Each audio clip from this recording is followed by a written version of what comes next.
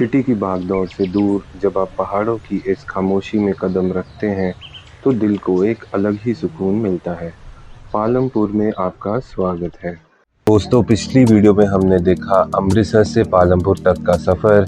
अभी इस वीडियो में हम आगे बढ़ेंगे जहां मैं आपको कुछ खूबसूरत जगहों पे लेके जाऊंगा। तो पहले मैं थोड़ा सा आपको होम स्टे के बारे में बता देता हूं। ये है उसका फर्स्ट फ्लोर और ये है उसका ड्राइंग रूम। कुछ ऐसा दिखता है। यहाँ पे हमने बैठ के पहले चाय पी थी एंड रात का डिनर भी हम लोग यहाँ जो डाइनिंग टेबल दिख रहा है वहीं पे करते थे। और ये है इसकी बालकनी। इसमें कुछ ऐसा व्यू दिखता है। देखिए वो पहाड़ कितने खूबसूरत लग रहे हैं। ये है इसके रूम की लॉबी। तो इसमें टोटल 5 रूम्स हैं। एक है फर्स्ट फ्लोर पे एंड बाकी 2 रूम्स ईच है सेकंड एंड थर्ड फ्लोर पे।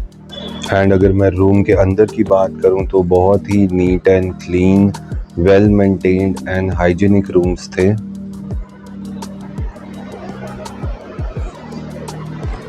ये है इसका वॉशरूम,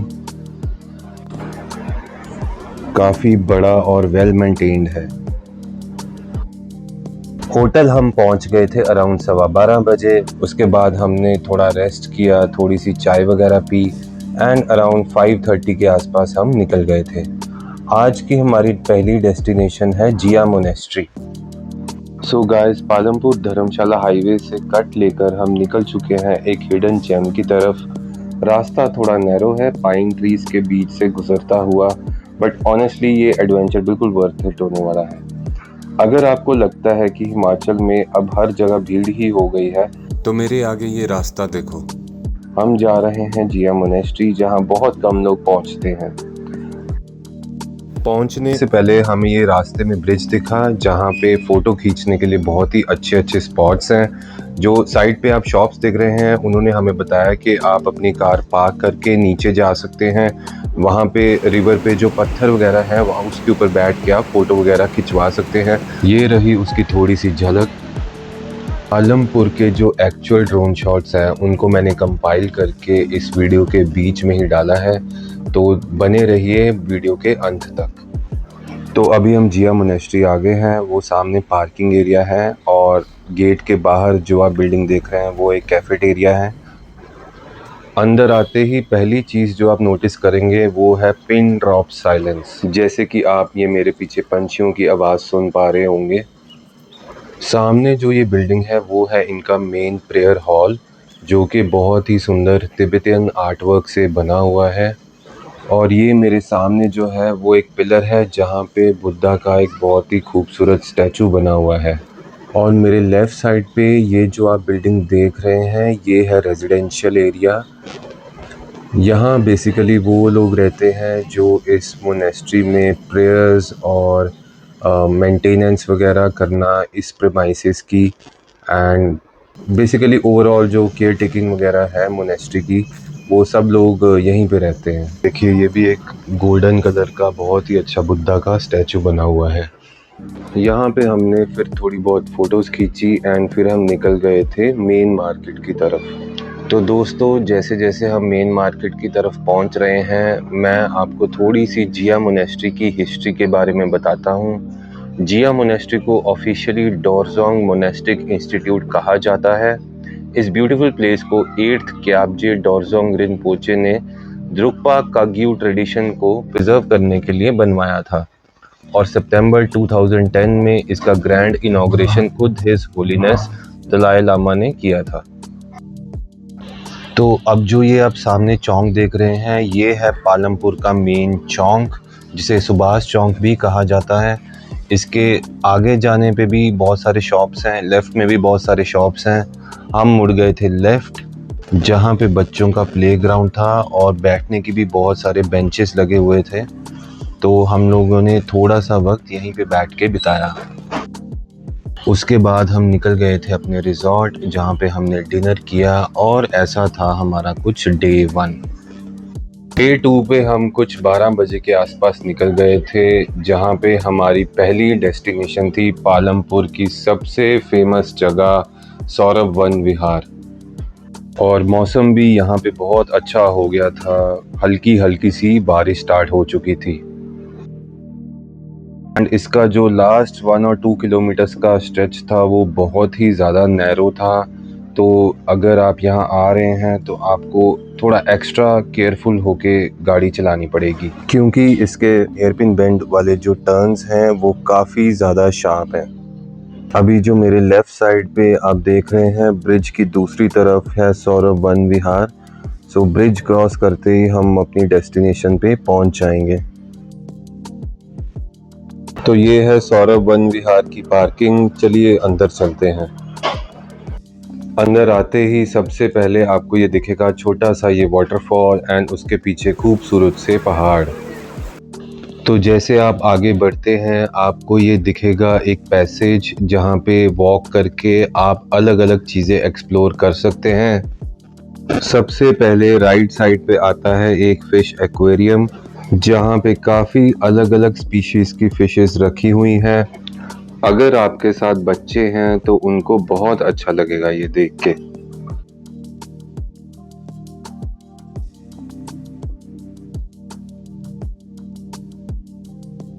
इसके बाद आप थोड़ा सा आगे जाते हैं तो एक चिल्ड्रन पार्क भी है, बोटिंग भी है यहाँ पे, और एक छोटा सा कैफेटेरिया भी है। तो मेरे सामने जो राइट साइड पे आप देख पा रहे हैं वो है चिल्ड्रंस पार्क, जहाँ बच्चों के लिए काफ़ी सारे राइड्स हैं। हमारे साथ बच्चे भी थे तो उन्होंने यहाँ पे काफ़ी इंजॉय किया। और यहाँ पे आप क्राउड भी देख पा रहे हैं, ज़्यादा भीड़ नहीं है। नहीं तो कई बार बच्चों को ज़्यादा भीड़ में भी मज़ा नहीं आता। तो इसके बाद जैसे ही हम आगे जा रहे थे, मुझे एक बहुत ही अच्छा स्लोगन दिखा, it's not the years in your life that count, it's the life in your ears. कहने का मतलब है आप कितने साल जिए ये इम्पोर्टेंट नहीं है, बल्कि उन सालों में आपने कैसे जिया वो मैटर करता है। ऐसे ही बहुत अच्छे अच्छे स्लोगन्स लिखे हुए थे जैसे जैसे हम आगे बढ़ रहे थे, जैसा कि आप स्क्रीन पे देख पा रहे हैं। दोस्तों, पालमपुर का सौरभ वन विहार एक सुंदर नेचर पार्क है जो कैप्टन सौरभ कालिया की याद में डेडिकेटेड है। वो 1999 कारगिल वॉर में शहीद हुए एक बहादुर इंडियन आर्मी ऑफिसर थे। इससे उनके सुप्रीम सेक्रीफाइस को ऑनर करने के लिए और एनवायरमेंटल अवेयरनेस को बढ़ाने के लिए बनाया गया है। अब हम आ गए हैं इसके बोटिंग एरिया में। बोटिंग करने के लिए आपको एक नैरो पैसेज क्रॉस करके जाना पड़ता है। एंड जैसे ही हमने बोटिंग करनी स्टार्ट करी तो हल्की हल्की बारिश भी शुरू हो गई थी, तो काफ़ी अच्छा लग रहा था।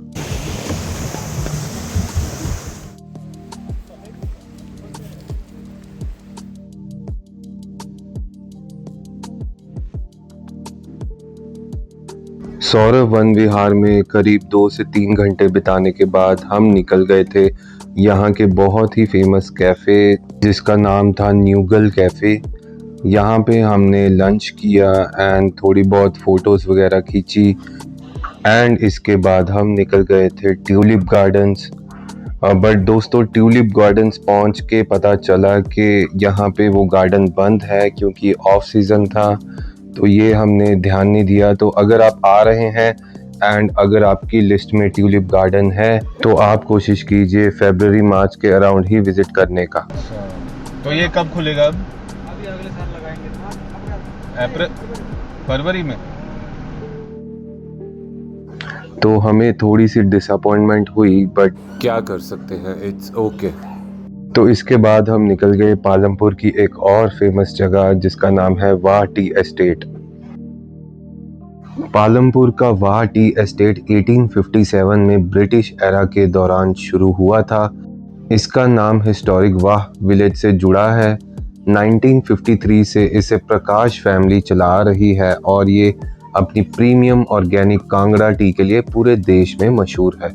दोस्तों, पालमपुर में वैसे तो बहुत सारे टी एस्टेट्स हैं, बट ये सबसे फेमस वाला है। जैसे कि आप देख पा रहे हैं, साइड में काफ़ी well maintained and NEET and clean है। तो यहाँ पे हमने अराउंड 1 आवर बिताया होगा, थोड़ी बहुत फ़ोटोज़ वगैरह खींची। इसके टेरेस से बहुत ही अच्छे व्यूज़ आ रहे थे पहाड़ों के एंड यहाँ पे हमने थोड़े बहुत ड्रोन शॉट्स भी लिए जैसा कि आप देख पा रहे हैं। एंड उसके बाद निकल गए थे हम अपने रिजॉर्ट में वापस,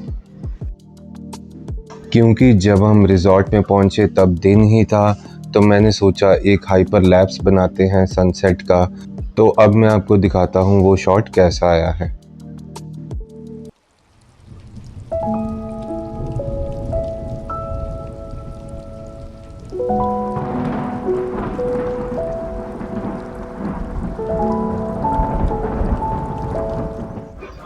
दोस्तों नेक्स्ट मॉर्निंग जल्दी उठकर हम रिजॉर्ट के पास ही थोड़ा सा वॉक करने निकल गए थे।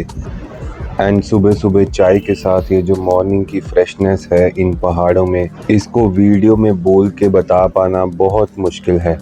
कुछ चीज़ें आप सिर्फ महसूस ही कर सकते हैं। हम डे 3 को अराउंड 11:30 के आसपास निकल गए थे। एंड आज की हमारी पहली डेस्टिनेशन थी पालमपुर का गुरुद्वारा। हमने अपना दिन यहाँ पे दर्शन करके शुरू किया एंड ये बहुत ही पीसफुल जगह थी। इसके बाद हमारी नेक्स्ट डेस्टिनेशन है अंड्रेटा विलेज। यहाँ पे पॉटरी और स्कल्पचर काफ़ी फेमस है, तो अगर आपको शौक़ है पॉटरी करने का तो आप भी यहाँ ट्राई कर सकते हैं।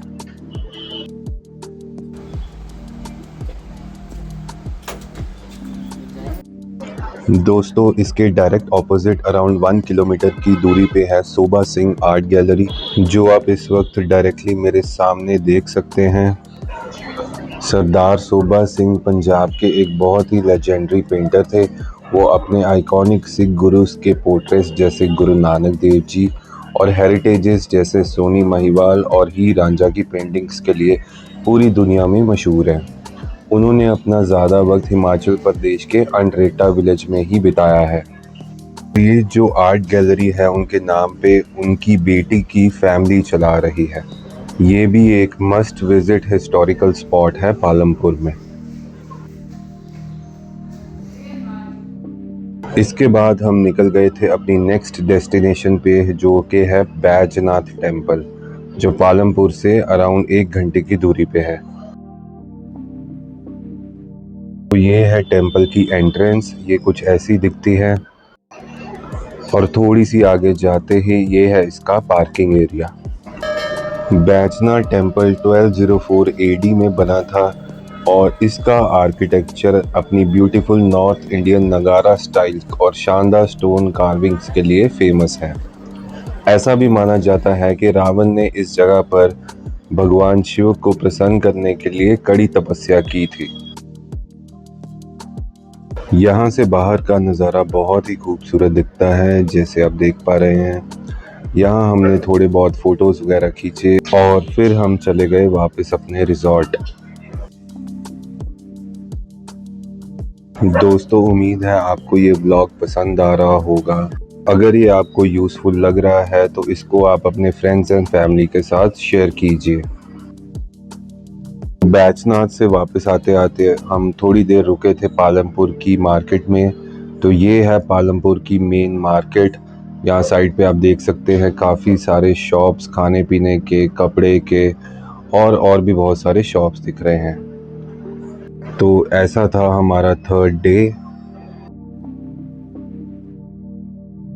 डे 4 में हमने जल्दी उठ के सनराइज़ देखा और सन देखते देखते ही क्लाउड्स के पीछे छुप गया, जैसे आप देख सकते हैं। बहुत ही खूबसूरत नज़ारा था। डे 4 पे हमें करना था चेकआउट, तो हम थोड़ा जल्दी निकल गए थे अराउंड 9:30 एंड रास्ते में वापसी जाते जाते 15 किलोमीटर्स की दूरी पे था चामुंडा देवी मंदिर। तो हमें लगा हाफ एन आवर वहाँ पहुँचने में। ये हमारा लास्ट स्पॉट था विज़िट करने के लिए एंड इसके बाद हम निकल गए थे वापस घर अमृतसर।